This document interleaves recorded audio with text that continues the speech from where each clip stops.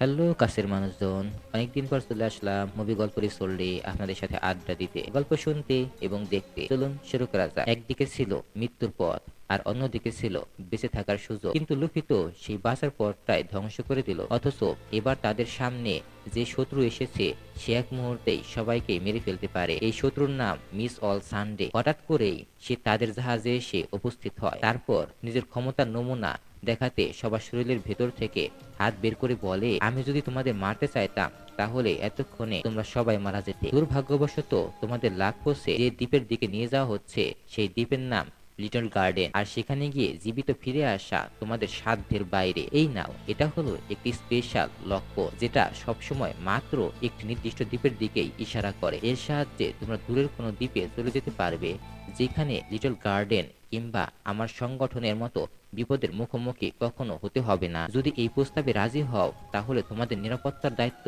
আমার। কিন্তু লুফি তো সেই ইটারনাল পোস্টটাকে ভেঙে ফেলে এবং বলে, এই জাহাজ কোথায় যাবে সেটা তুমি ঠিক করতে পারবে না। মিস অল সানডে তখন বলে, তোমরা এই পলাতক রাজকুমারীর ডিভিকে সঙ্গে নিয়ে তাদের শত্রুদের বিরুদ্ধে দাঁড়িয়েছ। এখন তুমি আর তোমার বন্ধুরা কেউই বেঁচে ফিরতে পারবে না, তাই এই যাত্রাটাকে উপভোগ করো। এরপর সে সেখান থেকে চলে যায়।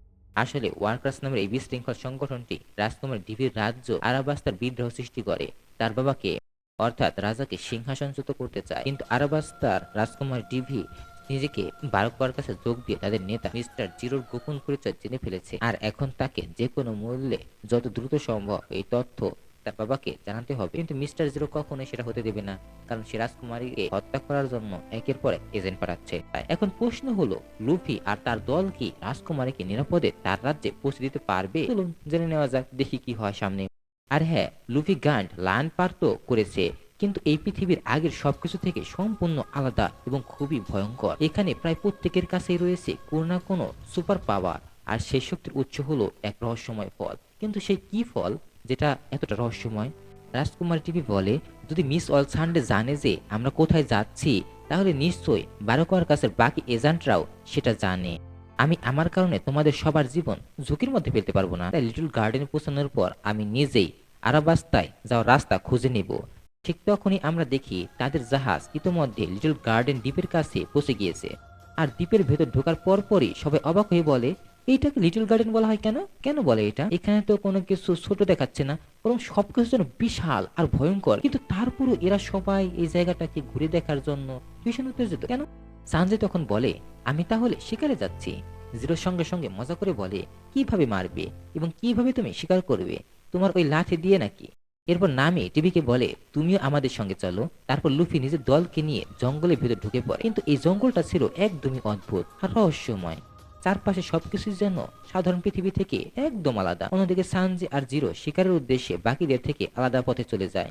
এদিকে টিভি নামিকে বলে, লুফি মিস অল সানডে প্রস্তাব ফিরিয়ে দিয়ে তোমাদের সবাইকে বিপদের মধ্যে ফেলে দিয়েছে, তারপরও তোমরা সবাই ওর সিদ্ধান্ত মেনে নিলে কেন? নামি শান্তভাবে উত্তর দেয়, লুফিকে তোমরা অদ্ভুত বলতে পারো এবং অদ্ভুত লাগতেও পারে, কিন্তু সেই আমাদের ক্যাপ্টেন, আর সে যা করে আমরা বিশ্বাস করি সে ঠিকই করে। তারপর নামি বলে, আমি উপসুকে খুঁজতে যাচ্ছি, মনে হচ্ছে হয়তো সে জাহাজে ফিরে গেছে। এরপর লুফি আর টিভি সামনে এগোতেই এমন এক দৃশ্য দেখে তারা পুরোপুরি হতবাক হয়ে যায়। লুফি অবাক হয়ে বলে, তুমি কি জীবনে কখনো এমন দৃশ্য দেখেছো? কারণ তাদের সামনে দাঁড়িয়ে ছিল বিশাল আকৃতির ডাইনোসর, যেন প্রাগৈতিহাসিক যুগ জীবন্ত হয়ে ফিরে এসেছে। সেগুলোর আকার এতটাই বিশাল ছিল যে পুরো জঙ্গল কেঁপে উঠেছিল তাদের চলাফেরায়। ডাইনোসর গুলো দেখে লুফির চোখ উত্তেজনা চকচক করতে থাকে। সে হাসতে হাসতে বলে, আমাকে তো এর পিঠে চড়তেই হবে। অন্যদিকে আমরা জিরো আর সানজেদকে দেখি, তারা নিজেদের শিকারের পায়ের ছাপ অনুসরণ করে এগিয়ে যাচ্ছে, কিন্তু হঠাৎই যখন তারা সেখানে বিশাল পায়ের ছাপগুলো ভালোভাবে লক্ষ্য করে, ঠিক তখন তাদের সামনে এসে হাজির হয় এক ভয়ঙ্কর টিরেক্স। কি অবস্থা! দানবের মতো বিশাল সেই প্রাণীটার গর্জন করতেই পুরো জঙ্গলটাই কেঁপে ওঠে। এদিকে নামি যখন আবার জাহাজে ফিরে আসে তখন দেখে উপস সেখানেই আছে। নামি তাকে বলে, আমি জানি তুমি ভয় পেয়েছো, কিন্তু উপস সঙ্গে সঙ্গে বলে ওঠে, ও আমাদের এই দ্বীপ সম্পর্কে আগেই সতর্ক করেছিল। ঠিক তখনই তারা বিশাল ভারী পায়ের শব্দ শুনতে পায়, যেন কোনো দানব তাদের দিকে এগিয়ে আসছে। কারণ তাদের জাহাজের সামনে এসে দাঁড়িয়েছিল এক বিশালাকায় জায়ন্ট। সে এতটাই বড় ছিল যে পুরো জাহাজটাকে খেলনার মতো ছোট লাগছিল। জায়ান্টটা জাহাজ থেকে মদের পিপে তুলে নিয়ে এক ঢোক দিয়ে গিলে ফেলে, তারপর সন্তুষ্টির হাসি দিয়ে বলে, ভালো মদের পরে আমার ভালো খাবার চাই। অন্যদিকে লুফি তখন সে বিশাল ডাইনোসরের পিঠে চড়ে আনন্দে ঘুরে বেড়াচ্ছে। নিচ থেকে টিভি ভয়ঙ্কর চিৎকার করে বলে, নিচে নেমে এসো, নিচে নেমে এসো, এটা খুব বিপজ্জনক হতে পারে। কিন্তু লুফি হেসে নিজের হাত লম্বা করে টিভিকে উপরে তুলে নেয়। লুফির কাছে আছে অসাধারণ সুপার পাওয়ার। সে নিজের শরীরকে রাবার ব্যান্ডের মতো ইচ্ছা মতো লম্বা করতে পারে। ঠিক তখনই লুফির নাকে ভেসে আসে দারুণ সুস্বাদু খাবারের গন্ধ। ও যদি খেতে পারতাম। এদিকে সানজি আর জিরো মিলে সেই ভয়ঙ্কর ট্রিক্সকে শেষ করে ফেলেছে। সানজি গর্ব করে বলে, এটাকে আমি মেরেছি। সঙ্গে সঙ্গে জিরো প্রতিবাদ করে বলে, অসম্ভব, আমি আমার তলোয়ার দিয়ে এটাকে কেটেছি এবং এটাকে আমি নিজেই মেরেছি। দুজনের ঝগড়া যখন তুঙ্গে, ঠিক তখনই জিরো আশেপাশে অদ্ভুত একটা নড়াচড়া টের পায়। তাই সে বিষয়টা দেখতে গিয়ে যেতেই কেউ একজন হঠাৎ করে তার পায়ে একটা ট্যাটু এঁকে দেয়। অন্যদিকে লুফি খাবারের সুগন্ধ পেতে পেতে অনুসরণ করতে করতে সেই জায়গায় পৌঁছে যায় আর খাবার দেখে সে ঝাঁপিয়ে পড়ে এবং খেতে শুরু করে। কিন্তু ঠিক তখনই সেখানে আরেক বিশাল জায়ান্ট এসে হাজির হয় এবং রাগে গর্জে ওঠে, আমার খাবার চুরি করার সাহস তোমরা কোথায় পেলে? এদিকে নামি আর ওপস অনেক জায়ান্টের কবলে পড়েছে। সেই জায়ান্ট রান্না করতে করতে তাদের সঙ্গে গল্প করছে, যেন এটা তার কাছে একদম স্বাভাবিক ব্যাপার। নামি তখন ওপসকে ধীরে ধীরে বলে, লোকটাকে দেখতে তো একজন সত্যিকার যোদ্ধার মতো লাগছে, আমি পালানোর কোনো রাস্তা খুঁজে পাচ্ছি না, সত্যি আমি রাস্তা খুঁজছি। এরপর ওপস সেই জায়ান্টের দিকে তাকিয়ে বলে, তোমার অস্ত্রটা সত্যিই অসাধারণ, তোমাকে তো একদম কিংবদন্তি যোদ্ধার মতো দেখাচ্ছে। উপসের মুখে এমন প্রশংসা শুনে জায়ান্টটা ভীষণ খুশি হয়ে যায়। তারপর সে তাদের সামনে খাবার দেয়। খাবার দেখে অবাক হয়ে নামি বলে, এক মিনিট, তুমি আমাদের আবার খেয়ে ফেলবে না তো? জায়ান্টটা সঙ্গে সঙ্গে হেসে বলে, অবশ্যই না, আমি কিন্তু মানুষ খাই না, জানো তো। তারপর সে শান্তভাবে বলে, আমি একা একা খুবই বিরক্ত হয়ে যাচ্ছিলাম, তাই তোমাদের আমার সঙ্গে নিয়ে এসেছি। এরপর সে নিজের পরিচয় দেয়, আমার নাম বগি, আমি সবচেয়ে শক্তিশালী যোদ্ধা। অন্যদিকে আমরা দেখি লিটল গার্ডেনে এসে পৌঁছেছে বারো কোয়ার্কাসের আরো দুজন এজেন্ট, মিস ভ্যালেন্টাইন আর মিস্টার ফাইভ। তাদের মিশন একটাই, রাজকুমার টিভি আর লুফিকে তার পুরো দলবল সহ শেষ করে দেওয়া। কিন্তু দ্বীপে ঢোকার পর তারা সেখানে বারো কোয়ার্কাসের আরেক এজেন্ট মিস্টার থির সঙ্গে দেখা করে। মিস্টার টি ঠান্ডা গলায় তাদের বলে, তোমরা আলবাস্তা রাজকুমারীকে হত্যা করতে ব্যর্থ হয়েছো।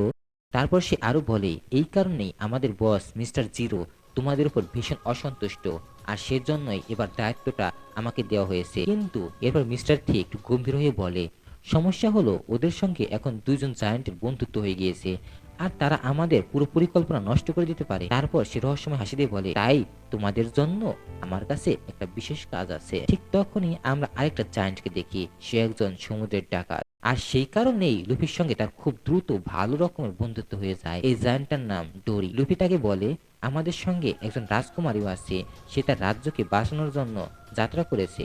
এই কথা শুনে দুই রাজকুমারের দিকে সম্মানের দিকে তাকিয়ে বলে, আমার সালাম গ্রহণ করুন রাজকুমারী, এখন থেকে তো অনেক মজা হবে। অন্যদিকে বগির সঙ্গেও নামি আর উপসের বন্ধুত্ব বেশ গভীর হয়ে উঠেছে। ঠিক তখনই হঠাৎ দূরে এক বিশাল আগ্নেয়গিরির বিস্ফোরণের শব্দ শোনা যায়। বগি গম্ভীর হয়ে বলে, এবার আমাকে যুদ্ধে যেতে হবে।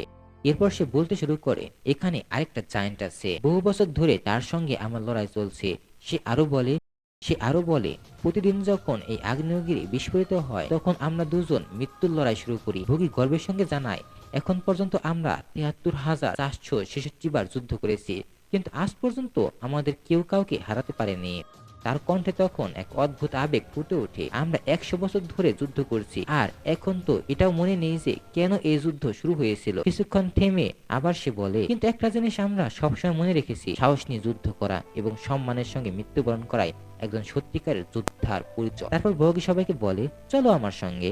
উত্তেজনায় সবার আগে এগিয়ে যায়, কিন্তু ঠিক তখনই সে রহস্যময় ছোট্ট মেয়েটা আবার এসে নামের পায়েও একই রকমের অদ্ভুত ডিম ট্যাটু এঁকে দিয়ে চলে যায়। অন্যদিকে জিরোর অবস্থাও খারাপ হয়ে যাচ্ছে। সেই অদ্ভুত ট্যাটুর প্রভাবে সে যেন নিজেই হুঁশ হারিয়ে ফেলছে। সে কোনো কিছু না বুঝেই শুধু একের পর এক ফল কেটে যাচ্ছে, যেন সম্পূর্ণ সম্মোহিত হয়ে পড়েছে।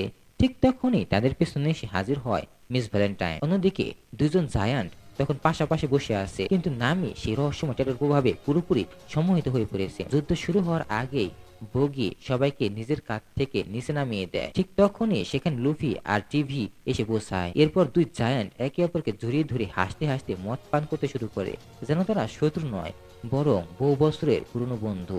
কিন্তু অজান্তেই এক ভয়ঙ্কর ঘটনা ঘটে গিয়েছে।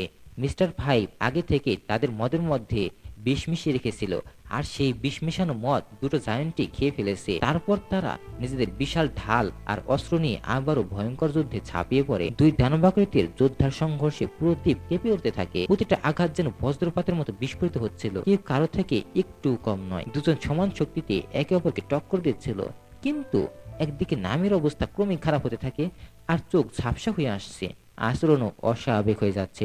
তবু সেই মুহূর্তে কারো নজরই তার দিকে যায় না। অন্যদিকে বিষ মেশানো মদের প্রভাবে বগির শরীর দুর্বল হয়ে পড়তে শুরু করেছে। টিভি আতঙ্কিত হয়ে বলে, ওর জিনিসটা দেখো, মদের মধ্যে কিছু একটা মেশানো ছিল। ঠিক তখনই লুফির চোখ পড়ে মিস্টার ফাইভকে। এক মুহূর্তে সে বুঝে যায় এই লোকটাই বগিকে বিষ দিয়েছে। রাগে ফেটে পড়ে লুফি সঙ্গে সঙ্গে তার পিছু ধাওয়া করতে শুরু করে।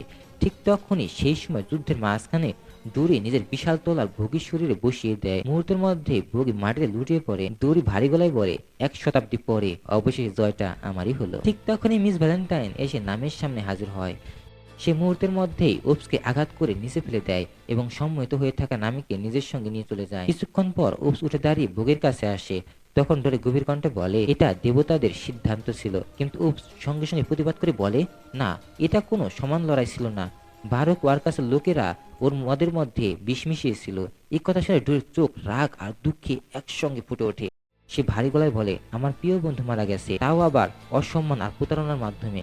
ওপস তখন তাড়াহুড়ো করে বলে, আমাকে নামিকে বাঁচাতে হবে। অন্যদিকে লুফি তখন মিস্টার ফাইভের পেছনে ছুটছে। ঠিক সেই সময় সে একটি ছোট্ট মেয়েকে কাঁদতে দেখে। লুফি স্বভাবতই সঙ্গে সঙ্গে তাকে সাহায্য করার জন্য থেমে যায় এবং তার কাছে এগিয়ে যায়। কিন্তু সে বুঝতেই পারেনি এটা ছিল একটা ফাঁদ। টিভি যখন সেখানে পৌঁছায় তখন পর্যন্ত সেই রহস্যময় টেটের প্রভাবে লুফিকেও সম্মিলিত করা হয়েছে। মেয়েটি এবার টিভির দিকে তাকিয়ে বলে, এবার তোমার পালা। এই কথা শুনে টিভি ভয় পেয়ে সেখান থেকে দৌড়ে পালায়। অন্যদিকে ওপস মরিয়া হয়ে নামিকে খুঁজে বেড়াচ্ছে। এইদিকে টিভি যখন জাহাজের কাছে পৌঁছায় ঠিক তখনই মিস্টার ফাইভ এসে তাকে ধরে ফেলে। অন্যদিকে ডুরি হতাশ আর শোকে ভেঙে পড়ে নিজের বন্ধু বগির গুহায় ফিরে আসে। সে দাঁত চেপে বলে, যারা এটা করেছে আমি তাদের খুঁজে বের করব, আর সেই শাস্তি অবশ্যই আমি তাদেরকে দেব আমার বন্ধু। কিন্তু ঠিক তখনই মিস্টার থি নিজের ফাঁদ চালু করে। সে ডুরির হাতে গলিত মোম ঢেলে তাকে আটকে ফেলে, কারণ মিস্টার থির সুপার পাওয়ার হলো মোম নিয়ন্ত্রণ করা, আর সেই মোম শুকিয়ে গেলে তা ইস্পাতের চেয়েও শক্ত হয়ে যায়। অন্যদিকে মিস্টার থির আস্তানার ভেতরে আমরা দেখি টিভি, নামি আর জিরো, এই তিনজনই তার বন্দী হয়ে রয়েছে। তবে এদের মধ্যে শুধু টিভিকেই পুরোপুরি স্বাভাবিক দেখাচ্ছে। নামি আর জোরা এখনো সে রহস্যময় সম্মোহনের প্রভাবে রয়েছে। টিভি মরিয়া হয়ে নামিকে বোঝানোর চেষ্টা করে। সে বলে, তোমার পায়ের ওই চিহ্নটার দিকে তাকাও। কিন্তু নামি তখন এমন অবস্থায় ছিল যে চিন্তা বা বুঝতেও পারছিল না। তাই টিভি নিজের চেষ্টা করে নামির পায়ের সেই অদ্ভুত চিহ্নটা মুছে দেয়, আর সঙ্গে সঙ্গে নামি যেন হুঁশ ফিরে পায়। টিভি তখন সবকিছু বুঝিয়ে বলে, এটা বারক ওয়ার্কাসের এক এজেন্ট গোল্ড ওয়াইনের কাজ। সে রং ব্যবহার করে মানুষকে সম্মোহিত করতে পারে। সে আরো বলে, ওর আকার রং শরীরের মাধ্যমে সরাসরি মস্তিষ্কে প্রভাব ফেলে। নামি অবাক হয়ে বলে, আমি সবকিছু অনুভব করতে পারছিলাম, কিন্তু নিজের অনুভূতি বা কাজের উপর আমার কোনো নিয়ন্ত্রণই ছিল না। কিন্তু জিরোর অবস্থা তখনও স্বাভাবিক হয়নি। সে পাগলের মতো হয়ে হেসেই চলেছে। নামি যখন তার পায়ের চিহ্নটা মুছতে যায়, জিরোর সঙ্গে সঙ্গে তাকে দূরে ফেলে দেয়। ঠিক তখন টিভি তাদের হাতের বাঁধনের দিকে তাকিয়ে বলে, এই হাত করাগুলো মোম দিয়ে তৈরি, আর এটা ইস্পাতের থেকেও বেশি শক্ত। আমরা এগুলো ভেঙে বের হতে পারবো না। নামি তখন উদ্বিগ্ন গলায় বলে, আমি ওপসকে পাহাড় নিচে পড়ে যেতে দেখেছি, আর সানজিরও কোনো খোঁজ নেই। জিরো তখন হাসতে হাসতে বলে, ওই রাধুনি হয়তো এখনো জঙ্গলের কোথাও পথ হারিয়ে ঘুরে বেড়াচ্ছে। কিন্তু নামি আশা সুরে বলে, লুফি এখনো বাইরে আছে। কিন্তু টিভি তখন ভয় ভরা গলায় বলে, গোল্ডেনকে লুফিকেও সম্মোহিত করে ফেলেছে। এখন মিস্টার থি আমাদের সঙ্গে যা করবে সেটা মৃত্যুর থেকেও ভয়ঙ্কর হবে। এরপর আমরা দেখি মিস্টার থ্রি তার মোমের ক্ষমতা ব্যবহার করে বিশাল এক কেক তৈরি করেছে। ঠিক তখনই সেখানে গোল্ডেন এসে পৌঁছায়। মিস্টার থ্রি তাকে বলে, তোমার কাজ ছিল তাদের ক্যাপ্টেনকে আমার কাছে নিয়ে আসা। কিন্তু গোল্ডেন বিরক্তর সাথে উত্তর দেয়, আমার নতুন একটা খেলনা চাই, আমি এখন ওর সঙ্গে পিকনিক গেম খেলবো। এই কথা শুনে মিস্টার থ্রি বলে, ঠিক আছে, খেলাধুলাতে কোনো সমস্যা নেই, শেষ হলে তাকে আমার কাছে নিয়ে এসো। আমার এই শিল্পকর্মে তাকে ঠিক মতো বসাতে হবে। কিন্তু তাদের পুরো কথোপকথনে লুকিয়ে শুনে ফেলে ও। সবকিছু বুঝে সে তাড়াতাড়ি সৈকতের দিকে দৌড়াতে শুরু করে লুফিকে খুঁজে বের করার জন্য। অবশেষে যখন সে লুফিকে খুঁজে পায় তখন তার অবস্থা দেখে পুরোপুরি হতবাক হয়ে যায়। লুফি তখন সম্পূর্ণ নেতিবাচক চিন্তায় ডুবে আছে। লুফি তখন সম্পূর্ণ নেগেটিভ থিঙ্কিং এ ডুবে আছে, কারণ সে সম্মোহনের রঙের আলাদা আলাদা প্রভাব রয়েছে। কোনো রং মানুষকে হাসায়, কোনো রং মানুষকে কাঁদায়, আবার কোনো রং মানুষের ভেতরে হতাশা আর নেতিবাচক অনুভূতিকে বাড়িয়ে তোলে। আর এখন লুফি নিজের মন আর অনুভূতির মধ্যে বন্দী হয়ে পড়েছে। ঠিক তখনই সেখানে গোল্ডেন এসে হাজির হয়। পরিস্থিতি বুঝে উপস ভয়ে সেখান থেকে পালিয়ে যায়। গোল্ডেন লুফির দিকে তাকে মুচকি হেসে বলে, এখন তুমি আমার পুতুল। অন্যদিকে জঙ্গলের ভেতর আমরা সানজিৎকে দেখি, সে মরিয়া হয়ে নিজের সঙ্গীদের খুঁজে বেড়াচ্ছে। ঠিক তখনই তার চোখে পড়ে সেই রহস্যময় মোমের তৈরি বাড়ি। কিন্তু সানজিৎ যখনই সেই মোমের বাড়ির ভেতরে ঢুকে তখন সে সেখানে কাউকে খুঁজে পায় না, কারণ এর আগে সবাইকে মিস্টার থির কাছে নিয়ে যাওয়া হয়েছে। আর মিস্টার থ্রি ইতিমধ্যে নামি, টিভি আর জিরোকে বিশাল মোমের কেকের ভেতর আটকে ফেলেছে। তার পাশটা দেখতে যেন কোনো ভয়ঙ্কর শিল্প প্রদর্শনীর মতো লাগছিল। মিস্টার থ্রি গর্ব ভরে বলে, মোমবাতিগুলো জ্বালাও মিস্টার ফাইভ, কারণ মিস্টার থ্রি একজন মহান শিল্পী। তারপর সে নাটকীয় ভঙ্গিতে সবাইকে বলতে শুরু করে, এই গলিত মোম ধীরে ধীরে তোমাদের পুরো শরীরকে ঢেকে ফেলবে, আর তারপর তোমরা সবাই আমার অসাধারণ মোমের ভাস্কর্যে পরিণত হবে। কিন্তু নামি রাগে বলে ওঠে, তুমি একদম বাজে শিল্পী। তারপর সে তার দিকে তাকিয়ে বলে, ওদিকে জিরোকে দেখো, ও তো কোনো ব্যথা অনুভব করতে পারছে না, শুধু পাগলের মতো হেসেই যাচ্ছে। এই কথা শুনে মিস্টার থ্রি বিরক্ত হয়ে জিরোকে পা থেকে সে সম্মোহনের চিহ্নটা মুছে দেয়, কিন্তু তবু সে জিরো তলোয়ারের নাগালের বাইরে অবস্থান করছিল। হুঁশ ফিরে পেয়েই জিরো সঙ্গে সঙ্গে মোম কেটে বের হওয়ার চেষ্টা করতে শুরু করে, কিন্তু মিস্টার থ্রি হেসে বলে, তুমি এটা কাটতে পারবে না। তারপর সে উন্মাদের মতো হাসতে হাসতে বলে, হ্যাঁ এটাই তো চাই, তোমাদের মুখে এই ভয়ের অভিব্যক্তি আমার সবচেয়ে বেশি পছন্দ। অন্যদিকে আমরা দেখি গোল্ডউইক এখনো লুফিকে নিয়ে নিজের অদ্ভুত খেলা খেলছে। সে সবুজ রং ব্যবহার করেছে, আর সেই রং লুফিকে এতটাই হতাশ আর দুই করে তুলেছে যে যা সে 10 জন্মে অনুভব করেনি। লুফি দুঃখ কষ্ট নিয়ে বলে, আমার বন্ধুরা মরতে চলেছে আর আমি কিছুই করতে পারছি না। কিন্তু ভেতরে ভেতরে লুফি এখনো লড়াই করে যাচ্ছে। সে নিজের মনকে সেই সম্মানের হাত থেকে মুক্ত করার চেষ্টা করছে, আর যে কোনো ভাবেই হোক না কেন এই মানসিক কারাগার থেকে বেরিয়ে আসতেই হবে। কিন্তু গোল্ডওয়েন কোনোভাবেই লুফিকে সেই সম্মন থেকে বের হতে দিচ্ছিল না। অন্যদিকে সেই মুমির বাড়ির ভেতরে সানজি কিছু কাগজ খুঁজে পায়। সেগুলো পড়ে এসে বুঝতে পারে তার বন্ধুরা ভয়ঙ্কর বিপদে পড়েছে। ঠিক তখনই সেখানে মিস্টার জিরোর ফোন আসে। সানজি চুপচাপ ফোনটা তুলে কথা বলতে শুরু করে। ওপাশ থেকে মিস্টার জিরো রাগী গলায় বলে, এখনো কাজ শেষ হলো না কেন? রাজকুমারী আর তার সঙ্গীরা এখন বেঁচে আছে কিভাবে? তারপর সে আরো বলে, আমি আরো 2জন এজেন্টকে পাঠিয়েছি, তারা সব প্রমাণ মুছে ফেলবে। ফোনটা কেটে যাওয়ার পর সানজি যখন বাইরে বের হয়, ঠিক তখনই সেই 2 এজেন্ট তার উপর গুলি চালাতে শুরু করে। অন্যদিকে উপস জঙ্গলের মধ্যে সানজিদকে খুঁজে বেড়াচ্ছিল, কিন্তু হঠাৎ সে বগির কণ্ঠস্বর শুনতে পায়। দূরে তার কাছে গিয়ে দেখে বগি এখনো জীবিত। বগি খুবই দুর্বল হয়ে পড়েছে। সে দুর্বল কণ্ঠে বলে, দড়ির তলোয়ারে এতটাও ধার ছিল না যে সে আমাকে মেরে ফেলতে পারে। তখন উপস তাকে সত্যি কথা বলতে শুরু করে। সে বলে, ওটা কোনো যুদ্ধ ছিল না, বারো কাছে লোকেরা তোমার মদের মধ্যে বিষ মিশিয়েছিল, আর এখন তারা আমার বন্ধুদেরও বন্দী করে রেখেছে। সে শুনে বগির চোখে সবকিছু শুনে বগির চোখ আগুনে ফেটে পড়ে, কিন্তু দুর্বল শরীর নিয়ে সে উঠে দাঁড়াতে পারছিল না। তবু সে উপসকে বলে, আমি হয়তো উঠতে পারছি না, কিন্তু তুমি হাল ছিল না বন্ধু। তারপর গর্ভরা কণ্ঠে বলে, যাও তোমাদের বন্ধুদের বাঁচাও। আর শেষে সে বলে, এমনকি যদি এই পথে তোমার মৃত্যু হয় তবু সেটা হবে এক গৌরবময় মৃত্যু। অন্যদিকে সানজি তখন সেই 2 নম্বর এজেন্টের সঙ্গে লড়াই করছে। তারা ছিল এক শকুন আর অন্য বন্য বিড়াল সদৃশ এক প্রাণী, আর তাদের সঙ্গে লড়াই করতে গিয়ে সানজিকে বেশ পরিমাণে বেগ পেতে হচ্ছিল। অন্যদিকে সেই 2 এজেন্টের সঙ্গে লড়াই করতে গিয়ে সানজির বেশ সমস্যা হচ্ছিল। আর আর এদিকে ফোনের উপাশে মিস্টার জিরো এখন অপেক্ষা করছিল, কিন্তু খুব দ্রুতই সানজি সেই 2 পশু সদস্য এজেন্টকে হারিয়ে ফেলে। তারপর সে আবার ফোন তুলে শান্ত গলায় বলে, তোমার 2 পোষা জন্তু মারা গিয়েছে। এই কথা শুনে মিস্টার জিরো প্রচন্ড রেগে যায়। সে হুমকি দিয়ে বলে সে সে হুমকি দিয়ে বলে, তাদেরকে মেরে ফেলার জন্য তোমাকে চরম মূল্য দিতে হবে। এরপর সে শান্ত গলায় বলে, এখন তুমি আর তোমার কোনো বন্ধুই বাঁচতে পারবে না।